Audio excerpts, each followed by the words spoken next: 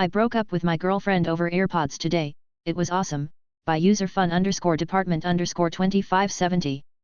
My girlfriend, F22, and I, M25, had been dating for almost a year now. She's in university, living in the university residence. I work full-time and have my own place. Her residence has some very strict rules such as no male guests aside from parents and a strict curfew. This will be important later.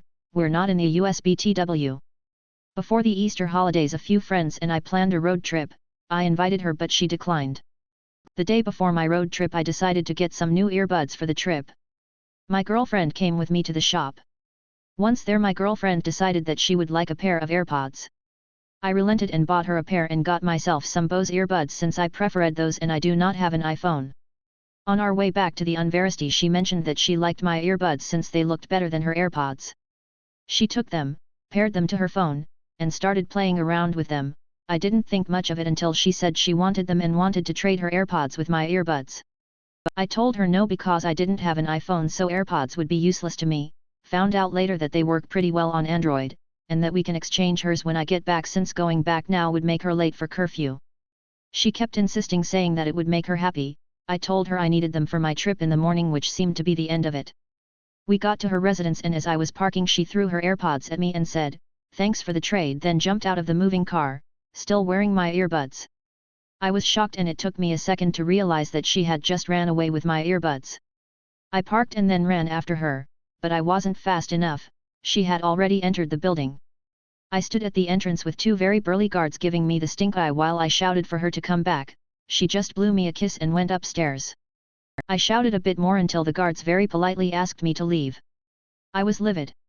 She had just robbed me and there was nothing I could do. I stalked back to my car fuming and cursing. However, I started laughing when I got to my car because, there on the ground, near the passenger side door, was a lovely white box. It seems in her mad dash to run away she had accidentally dropped the charging case. I picked it up, my day suddenly brighter, and drove back to the shop. I exchanged the AirPods and got new earbuds then blocked her and the next morning went for my road trip. I unblocked her when I got back yesterday ready to deal with the shitstorm and called her. At first she was sweet and asked about my trip. Then she asked if she had left the charging case for her earbuds in my car. I told her that I had returned the AirPods and exchanged them for new earbuds and that since my new earbuds didn't work with my old charging case I had thrown it away because I didn't need it. That triggered her and she started shouting at me, calling me an asshole and demanding that I get her a new pair of earbuds or we're done. I said okay, I guess we're done then hung up. I've been laughing ever since. TLDR, my girlfriend stole my earbuds but left the charging case, now she has no boyfriend and no earbuds. Hold up the elevator on each floor? Enjoy stopping unnecessarily on a bunch of floors on your way down, by user SaltyWet247. So yesterday, I was returning home with a heavy bag of groceries. As I approached my apartment building, I saw a delivery man with parcel trolley waiting at the door. I decided to open it for him so he could get in while I checked my mailbox. As I entered the building, I heard him get on the elevator. He must have heard me enter the building as well but he didn't bother to hold the lift for me. No big deal, I'll just wait for it to come back down. The elevator stopped on the 4th floor, and I noticed it stayed at the 4th floor for a lot longer than it normally should, almost like it was stuck.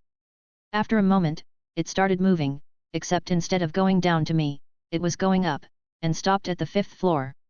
Again it was stopping for an unusually long time. It was at this point I realized the courier must have been holding up the elevator doors with his trolley, so that they couldn't close, meaning the elevator won't move on. Annoyed because I have a heavy bag of shopping, I live on the 7th floor, and we only have one elevator.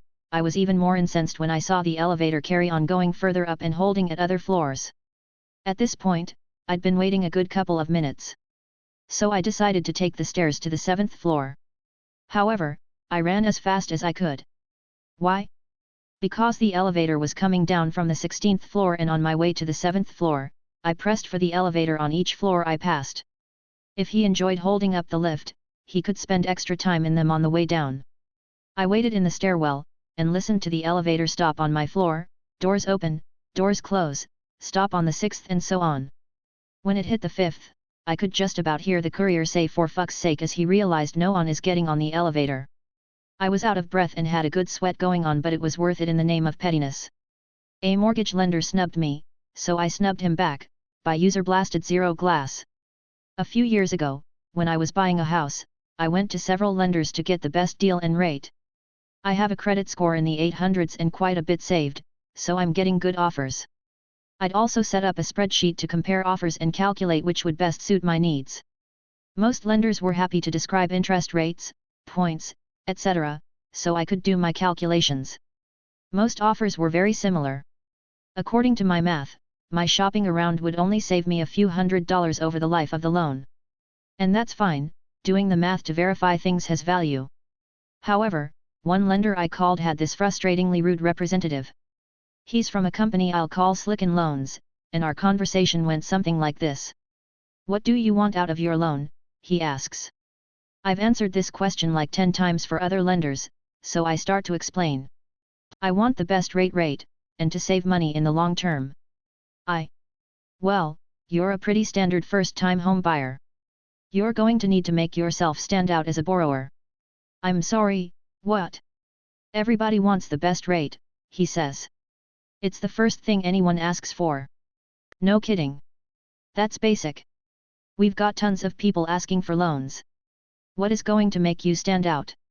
Just tell me your rate, I say. I have to give him some information for him to calculate it. Then he gives a number that is 0.1% higher than the other offers I've gotten.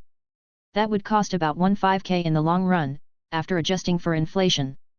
There is now literally zero chance I'll go with Slicken Loans. I thank him and end the call.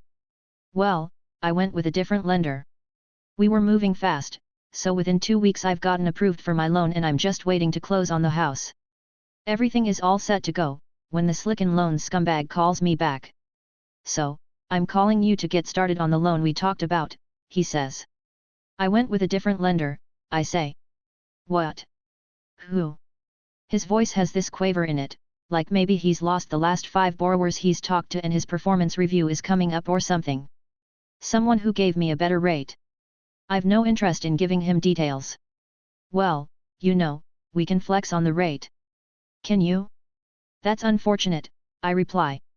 And my petty revenge, you really should have done more to make yourself stand out as a lender. He sputters about trying to match the other offer, and I tell him to pound sand. My credit was only in the 800s, not the 830s. Consensus seems to be that, you should not tell any sort of information about competitors to someone from whom you will make a big purchase. Slicken Loans is awful, many mortgage lenders will try to pull a fast one on you. Thanks for all your kind words. Dog owners keep taking down no dog walking signs and put up new ones with a twist, by user Pettyrevenge13. We have a lovely park right beside our house. It is split right in the middle, one part is for dogs off leash and the other has tons of children's playgrounds and dogs are required to be leashed. With spring here I noticed once signs all over the on-leash part of the park, warning people not to walk their dogs around. Next day they are gone, next week they are back. This happens several times and I am starting to think I am tripping. Last night I walked my dog around 1A.M, scary dog privilege, and saw 2 guys laughing and climbing the post the signs are put on. They started taking them down. They saw me looking and hollered, "No worries ma'am, these are not put up by the city but by a Karen, we'll fix it." Alright, what the heck, by it's a freaking sign, even if he is lying I am not calling the police. On my way out I see new signs everywhere. No kids off leash with a little stick figure being walked by a big stick figure. Another sign along the lines, off clean after your kids with a small stick figure pooping. I laughed and walked away. The next day I saw the moms were not impressed. They had called the cops and wanted the signs down. They admitted to putting signs up banning dog walking in front of the cops as well. The kicker? They got fined and the cops said someone will come take the new signs down up to 90 days. I can't stop laughing. A few dads tried but the guys glued them with industrial glue. Edit. To clarify, there are existing signs warning people to leash their dogs. The signs put up from the moms ban dogs in that part of the park. This is why dog owners got mad. PDO wars. Sorry, first come first serve, by user Pandemicit. The other day I was hanging out with a neighbor friend. We were complaining about other parents, co-workers, other neighbors, and ways we only wish we could get petty revenge on them. You know, things like X-lax brownies, constantly readjusting their chair, stealing their pens, etc. Neighbor's husband, NH, overheard us and got really excited about a petty revenge he executed a few weeks ago and gave my permission to post his story here. NHS works at some sort of global logistics company. Due to the nature of their work, only one person can be on vacation at a time, first come first serve. There's only about 20 people in his division, so it's usually not a problem. Only a small number of them have kids, so it's a bit of an unwritten rule to give priority to those with kids. Obviously it's not enforced, but as I said, most of them don't have kids. Most of his co-workers don't mind taking their vacation Jan-Feb, and September-Oct. But of course there is always that one person that does not give two shits about anyone else. We'll call her Shelley. NHS said he swears she goes out of her way to schedule her vacations/days off when kids are out of school. NH's grandfather turns 93 this year, and like most people that age, his health is not the greatest. For spring break this year he wanted to go out of town and visit him for what could be the last time. At the beginning of the year he put in the request for that week off but gets denied because Shelley had put in for that time off a few days prior. NH knows he's pretty much sold, but he reaches out to HR and asks if he could offer to give Shelley some of his PTO in exchange for this week. Shelley responds back to HR nastily. It is my vacation time. First come first serve. There is nothing on this earth that will stop me from using my PTO. Fine. Fair is fair. He then planned for his wife and kids to visit his grandfather without him. But leading up to spring break, NH was getting more and more annoyed with Shelley. She was constantly bragging about the cruise she had planned. What she and her boyfriend planned to do. How expensive this cruise would be because of which cruise line they were taking and how they had a fancy room. She talked about it every single day whenever NH was within earshot just to rub salt in the wound. If you don't know, a lot of cruise lines require a PCR COVID test 48 hours in advance. If you're positive, no cruise for you. Surprise! Shelley tests positive. She asked HR if she could change her PTO to sick leave, but all HR did was throw her words back at her. Sorry, you told us that there was nothing on earth that will stop you from using your PTO. The icing on the cake? Because she had talked so extensively about this cruise, NH knew pretty much everything about this trip. A couple weeks before Shelley was expected to leave, he looked up the dates this cruise line would be sailing out for the rest of the year, and scheduled a couple days off in the middle of each cruise trip. When I asked him why, he laughed and said he hated feeling so helpless and was mad, and this was the only thing he could think of to do out of spite that wouldn't get him in trouble. So when Shelley came back from quarantine she had tried to put in other PTO requests to make up the cruise, but of course she was denied because NH had put in for the dates before her. She tried to approach him about it but all he said was sorry, first come first serve. I'd like to say she learned some sort of lesson from all this, but NH says she hasn't.